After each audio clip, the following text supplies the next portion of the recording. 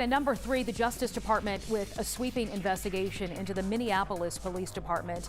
The announcement coming one day after a jury convicted former officer Derek Chauvin of murdering George Floyd. The probe will include a review of department policies, training, supervision, and use of force, as well as accountability. Attorney General Merrick Garland acknowledging the Chauvin verdict does not address potentially systemic policing issues in the city of Minneapolis. And that brings us to our top story. Calls are spreading all across the country to evaluate and reform police departments, including in Atlanta. Mara Sirianni live from City Hall tracking this latest proposal.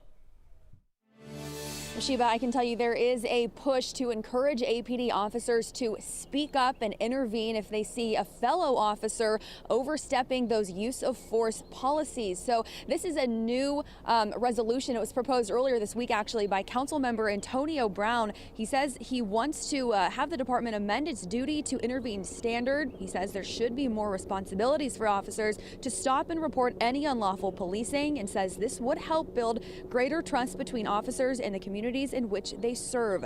Mayor Keisha Lance Bottoms also addressed the importance of community policing following a guilty verdict in the Derek Chauvin trial. Look at where we are in the aftermath of the death of George Floyd. So we have to look at how we police our communities.